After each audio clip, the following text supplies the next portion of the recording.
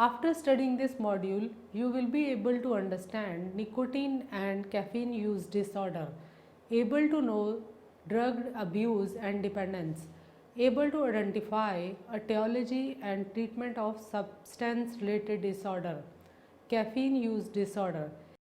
Caffeine is one of the least harmful drug of all addictive drugs. People get addicted to it. It is found in tea, coffee and cocoa products. Nicotine use disorder. Nicotine is the most harmful component from burning tobacco. It becomes disorder when people get addicted to it. Prevalence and health consequences of smoking. Research indicates that nearly 1 million people die prematurely each year from nicotine abuse in India. Almost 195 million people and 155 million men and 41 million women either smoke or chew tobacco in India. Tobacco is chewed significantly higher in less educated and poor population. The consumption of smoking also varied widely in persons' socio-cultural background. One person smoked an average 8.2 cigarettes per day in India. Cigarette smoking causes lung cancer, complications during pregnancy, problem in pancreas and bladder. These are found in people those who are addicted to cigarette smoking. The most harmful component in smoking is nicotine, tar and carbon monoxide. It also causes psychological problems like anxiety, anger and depression, drug abuse and dependence. Drugs which are associated with abuse and dependence are narcotics such as opium and heroin, sedatives such as barbiturates, stimulants such as cocaine and amphetamine, painkillers such as oxytocin, anti-anxiety drugs such as benzodiazepine and repetition hallucinogens such as LSD and PCP. Opiates. Opiates is a natural chemical in the opium poppy which has a nicotine effect and it has addictive properties. It relieves pain, reduces sleep if taken in a small quantity. Morphine was named after a Greek god of dream, was separated from raw opium. Later, it was found that it could be converted into more powerful sedative called heroin. Psychological and physical effects. Opiates, they are both psychological and physical effects such as lack of coordination, happiness and drowsy feelings in the individual. Some people go to the extent of committing suicide under its influence. Others end up in accidents. Due to its addictive properties, people who use opiates end up being obsessed with arranging the drug through whatsoever means possible, which in turn exposes them to illegal activities like theft, drug peddling, prostitution, etc. due to the high cost and limited availability. Synthetic sedatives like barbiturates, as a part of the trend of using synthetic sedatives as an aid for sleeping and relaxing, they were synthesized in 1903. Other synthetic sedatives which were abused were benzodiazepine such as Valium. These sedatives have the effect of reducing anxiety and relaxing the muscles and even producing a mild euphoric states which taken in when it is taken in a small amount. Further, it stimulates GABA system like alcohol, thus have psychological effects. However, excessive dose leads to slurred speech, unsteady gait, impairment of judgment and inability to work properly. That means they have the low ability to work properly, difficulty in concentration, etc. The user often loses control over his emotions and may become irritable and combative before falling into a deep sleep. Thus, prolonged use of the drug in high dose impairs the brain and can also be a fatal. Stimulants. Stimulants are basically used to increase alertness and motor activity through acting on the brain and the sympathetic nervous system of the person ingesting them.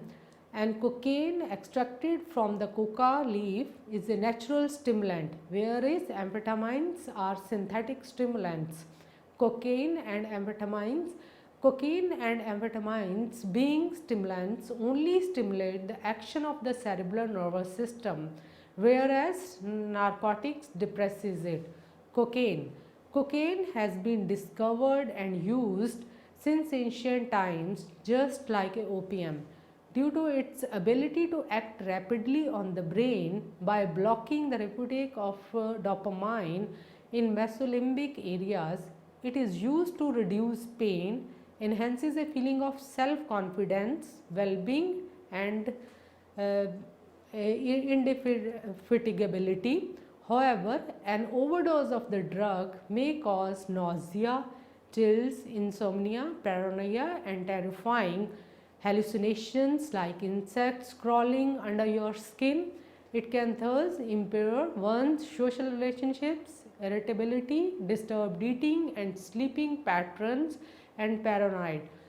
Prolonged use of the drug lead to the possibility of the body developing intolerance to it and requiring a significantly higher dose in order to achieve the same effect. Some users may be more sensitive to its effects, which is taken to a contributory factor when death of the user results even on taking a smaller dose. Further, one may experience severe withdrawal symptoms on stopping its use. Since cocaine is it is a drug that causes your blood vessels to narrow down, and users taking larger dose of the drug may die as a result of the drug overdose, and it exposes the user to an increased risk for stroke, difficulty in concentration, reduced attention span as well as difficulty in remembering. And it causes cognitive impairment in the user and causes severe repercussions during pregnancy. Hallucinogens, ecstasy and PCP. The origin of LSD can be traced back by early 19s when Swiss chemist Albert Hofmann manufactured a few milligrams of D-lysergic acid ethylamide in 1938. LSD distorted the user's four sensories like sense of sight, sound, taste and even smell, which completely changed the way one perceives the outside world, and often in a dramatic way, as has been observed both in the case of marijuana and LSD. Ecstasy and PCP. Ecstasy contain compounds belonging to both hallucinogenic and amphetamine families. So it acts primarily by contributing to both release and the subsequent reuptake of serotonin.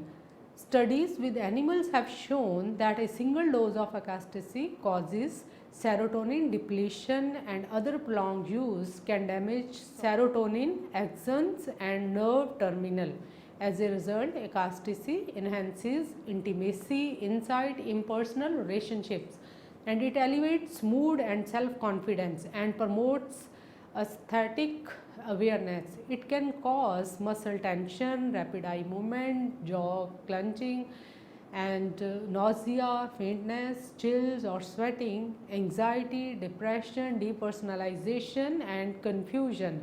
Any drug that has not been easy to classify in PCP or phencylamine, which is often referred as an angel dust. It was first developed as a tranquilizer for horses and other large animals. However, it generally causes serious negative reactions, including severe paranoia and violence to the extent of reducing coma and subsequent death. PCP affects multiple neurotransmitters in the brain, because of which it prolonged chronic use and that is associated with a variety of neuropsychological deficits in the user. Etiology of substance related disorders. Some people use psychoactive drugs despite their apparent negative consequences related to abuse, drug dependency is because of their effect on the mood, perception and behavior. Genetic, neurobiological, psychological and socio-cultural factors contribute to substance related disorders. Genetic factors. Researchers has addressed the possibility that there is a genetic predisposition for drug abuse and dependence. Family studies show that relatives of those who abuse substances are at a risk for abusing many substances. So, in a major twin study, the role of the environment as well as the role of genetic was examined in the substance use, abuse and dependence. Researchers have studied more than 1000 pairs of male and questions them about their use of marijuana, cocaine, hallucinogens and sedatives, stimulants and opiates, and the findings thus suggest there are a common genetic influences on the use of all these drugs as well as the predisposition of a person to use a particular drug. However, the use of illegal drugs was primarily influenced by environmental factors, while abuse and dependency may be primarily by as yet unspecified genetic factors. Genetic research to date tell us that substance abuse in general is affected by our genes, but no one gene causes substance abuse or dependence. Research suggests that genetic factors may affect how people experience certain drugs, which in turn may partly determine who will or will not become abuser. Neurobiological influences. The pleasurable experiences reported by people who use psychoactive substance partly explain why people continue to use them. Pleasure and reward are triggered through the dopamine pathways in the brain, because of which those who take the drugs, not only to feel good but also to feel less bad. This is particularly true in the case of a person who becomes dependent upon a substance such as alcohol, methamphetamine and heroin, as a result faces severe withdrawal symptoms. Incentive sensitization theory is a neurobiological theory which considers that both the craving for as well as pleasure derived from taking a drug, the dopamine releasing system linked to a reward or liking becomes supersensitive, not just to the direct effect of the drug, but also the external cues associated with the drug, like for example needles, spoons or rolling papers. So this sensitivity to the external cues induces craving or wanting for the increased dose of the drug, which further reduces them to go to extreme lengths to seek out and obtain these drugs. Over time, the liking for the drug decreases, but the craving for them remains intense and may also increase in certain instances. So this is because of the drug effect on the brain pathways involving dopamine, which is what maintains the addiction. Therefore, neurobiological, genetic and environmental factors do not operate in isolation and contribute to the tendency of a person to resort to the use of such drugs. Psychological factors. The effect of the various types of psychological factors which contribute to the etiology of substance abuse can be expressed in three ways. First is the effect of the drug, particularly alcohol and nicotine, on a person's mood. Second, an analysis of person's expectation regarding the effect of substance on people's behavior, including the belief of the prevalence of the use of a particular drug as well as its associated health risks. Thirdly, we analyze the personality traits associated with the increased tendency to resort to use of certain drugs. Mood enhancement. The dominant reason why people resort to drugs is the sense of the pleasure that they may gain from its use. All psychoactive drugs in some way or the other way provide the user with a pleasurable experience. Studies indicate that alcohol, by altering cognitions and perception, reduces tension in the user. So, in a state of intoxication, alcohol reduces tension by reducing the cognitive capacity and tend to only focus on immediate distraction.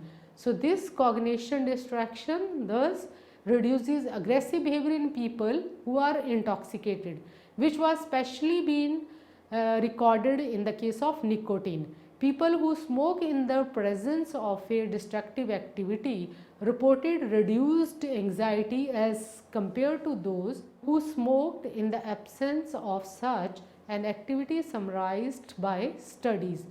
Reduced tension is one of the possible effects of drug use on one's mood, as many other resort to them to reduce negative feelings or enhance positivity when they are bored.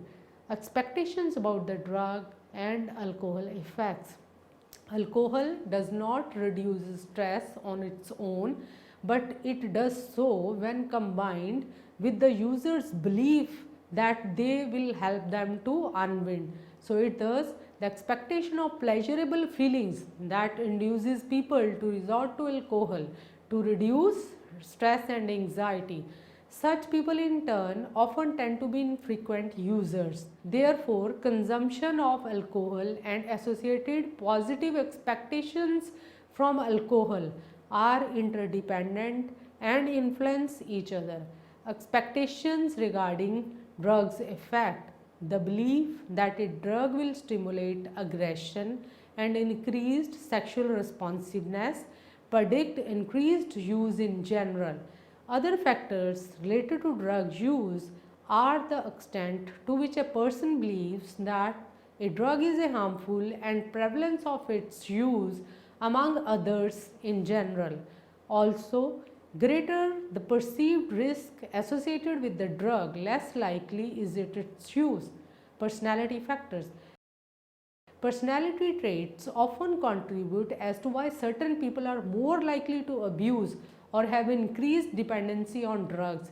It has been reported that people who are high on negative emotionality are more likely to develop substance related disorders, especially young adults.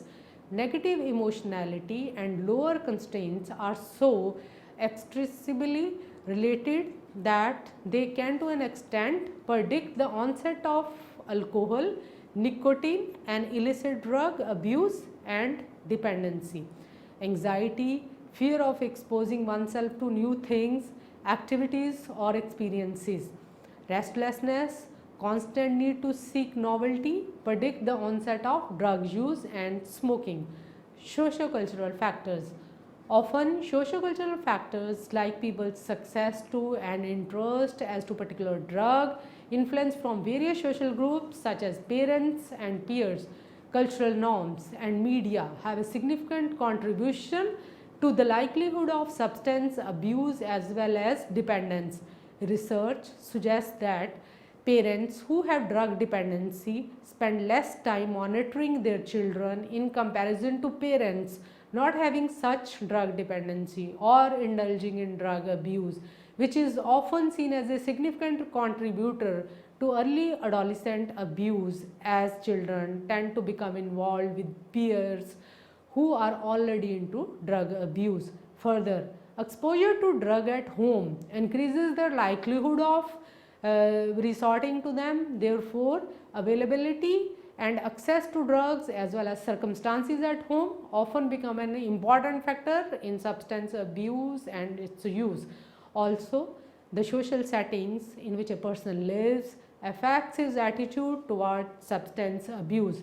Studies have reported that people are more likely to smoke when in the company of smokers, and more likely to occur outside bar or at home rather than at workplace. Even having friends who are habitual smokers show a tendency to smoke in the future. So it can thus be inferred that people who are more inclined to indulge in substance abuse are more often than not part of social networks that conform to their own drinking or drug abuse patterns.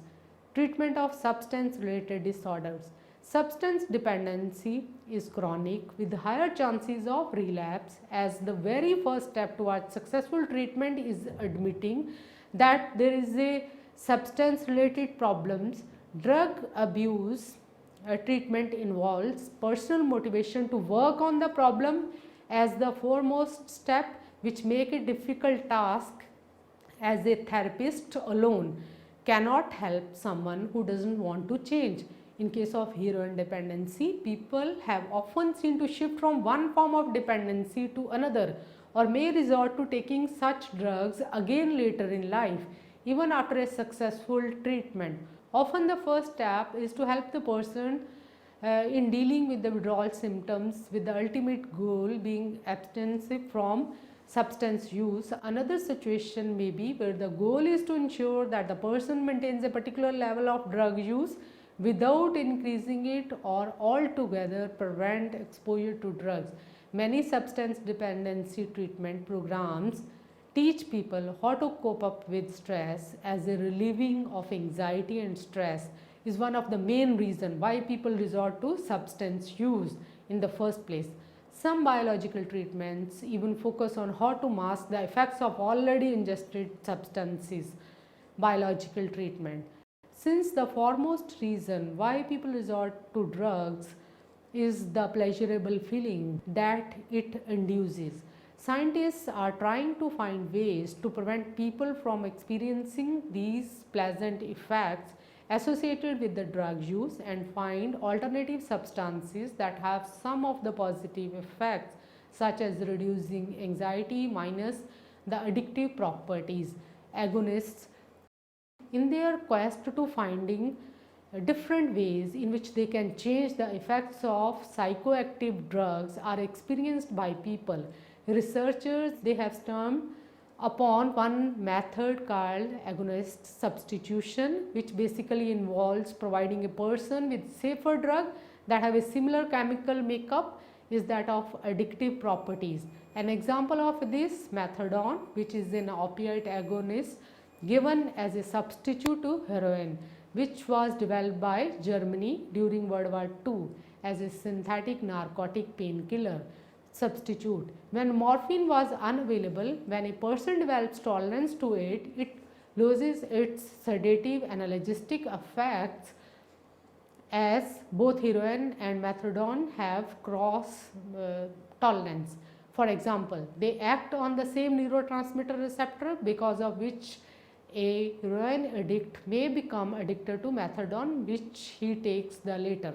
However, many research reports suggest that when a methadone is combined with counseling, it may result in reduced consumption of heroin and indulgence in criminal activities in the addict. However, some people tend to continue to abuse other substances like cocaine and while undergoing methadone treatment. Even addiction to cigarette smoking can be treated through the substitution process through providing them nicotine in the form of a nicotine bath, gum, or inhalers or nasal spray. These substitution or replacement strategies successful de-addict people and work optimally when combined with sportive psychological therapy. However, they need to taught how to use the gum in a proper manner, and sportive psychological treatment program is an essential component, as most people relapse into smoking when they stop using the gum or patch if the treatment doesn't involve psychological support. Antagonistic treatment. Psychoactive drugs produce pleasant or euphoric feelings in the user through interaction with the neurotransmitter system in the brain. The question to be analyzed is whether people would stop using these drugs if they no longer produce the pleasant effects. The answer lies in the antagonist drugs that block the effects of psychoactive drugs and a variety of other drugs that seem to cancel out the effect of opiates have been used on people dependent on a variety of substances. The most common opiate antagonist drug is naltrexone, which is given to a person who is dependent on opioid produces immediate withdrawal symptoms, an extremely unpleasant effect. A person therefore must be withdrawn from the opioid immediately before starting naltrexone, and because it removes the euphoric effects of the opioid, and the user must be highly motivated to continue treatment. Acamprosate also seemed to decrease craving in people dependent upon alcohol, and it works best with highly motivated people who are participating in psychosocial interventions. Antagonists may therefore be useful addition to other therapeutic efforts. Aversive treatment. Clinicians have prescribed drugs that make ingesting the abused substance extremely unpleasant, as the expectation is that a person who is associated with drug with the feeling of illness will avoid using the drug. The most commonly used medicine is anti-abuse.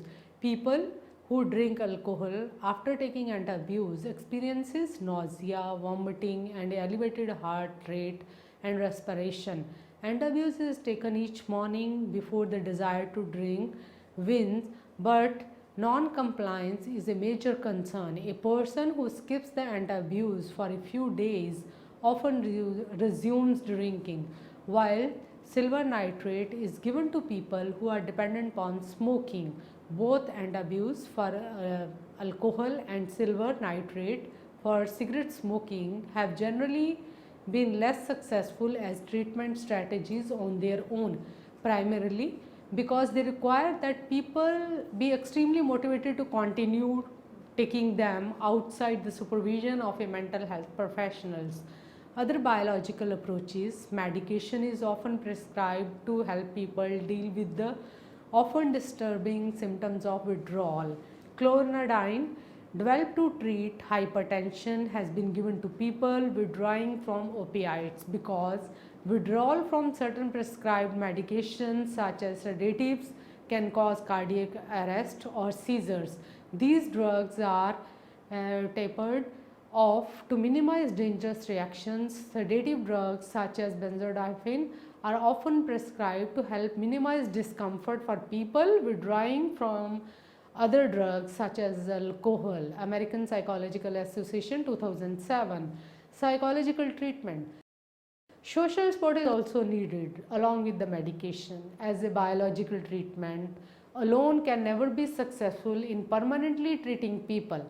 Antidepressant medications such as desmoramine and cognitive behavioral therapy were found to somewhat effective in reducing cocaine use as well as in improving a person's familial, social, and general psychological functioning. People receiving CBT learn how to avoid high risk situations, are able to recognize the lure of the drug, and develop alternatives. People who abused cocaine also learn strategies for coping with craving and resisting the tendency to regard a slip as a catastrophe. Contingency management with vouchers has shown promise for cocaine, heroin, and marijuana dependency. A treatment called motivational interviewing or enhancement therapy has also shown a promising results. So this treatment involves a combination of CBT therapy and a technique associated with the humanistic therapy of Carl Roger. It was found to be effective for both alcohol and illegal drug dependence and abuse. Another study found that motivational enhancement combined with CBT and contingency management was an effective package for young people who were dependent upon marijuana, and self-help residential homes are another psychological approach to treating heroin and other types of drug abuse and dependence. Drug rehabilitation homes share the following features: separation of people from previous social contact on the assumption that these relationships have been instrumental in maintaining the drug dependence, a comprehensive environment in which the drugs are not available, and continuing support is offered to ease the transition from regular use to drug-free existence. The presence of a role models, people formerly dependent upon drug who appear to be meeting life's challenges without drugs, intense confrontation in group therapy in which people accept responsibility of their problem, of their problem, and for their drug habits and are urged to take in charge of their lives. A setting in which people are respected as human beings rather than stigmatized as failures or criminals. Entry to residential treatment is voluntarily, and only a small minority of dependents enter such settings. Summary: opiates include heroin and other medications like hydrocodone and oxydone, and abuse of prescription painkillers has been risen dramatically and overdose is common. Initial effects of opiates like euphoria, or after a while the user experiences fell down, and deaths from overdose from opiate is a severe problem along with the exposure to HIV and other infectious agents through the use of a shared needles. Synthetic sedatives relax the muscle, reduce anxiety, and can produce a mildly euphoric state, though large dose can be fatal. Withdrawal symptoms are therefore severe for both opiate and synthetic sedatives. Amphetamines are stimulants that produce wakefulness, alertness, and euphoria, and therefore tolerance develops quickly. So, in this regard, cocaine and crack remains a serious problem as they can increase sexual desire, feeling of well-being, and alertness. But chronic use is associated with problem in relationships, paranoia, and trouble sleeping. The faster cocaine is absorbed, the more quickly and the intensely the person becomes high. LSD, ecstasy do not typically cite withdrawal symptoms, though tolerance can develop. A number of factors have been proposed to account for drug dependence. Genetic factors play a role in alcohol and nicotine dependence. The ability to tolerate alcohol and metabolize nicotine may be what is passed on in the genes, as they are important for operation of the dopamine system, which explains how genes influence substance dependence, although more research in this regard is needed. Psychological factors have been evaluated, and there is a support for the idea that tension reduction plays a role, but only under certain circumstances. Expectancies regarding the effect of the drugs, such as reducing tension and increasing aggression, have been shown to predict drug use. Some people are more prone to drug dependency because of the personality factors. Socio-cultural factors like social settings, networking, and advertising play an important role. Psychological treatment has often been ineffective in case of nicotine dependency. Where nicotine gum found to be effective, detoxification is usually the first step in treatment for drug dependency, with there being evidence that CBT is an effective treatment for cocaine dependence. Motivational interviewing has shown a promising for all treatment for alcohol and other drug dependence. Methadone is an effective treatment for heroin dependence. A newly approved prescription drug called buprenorphine can be taken at home. However, treating methamphetamine dependence continues to remain a challenge.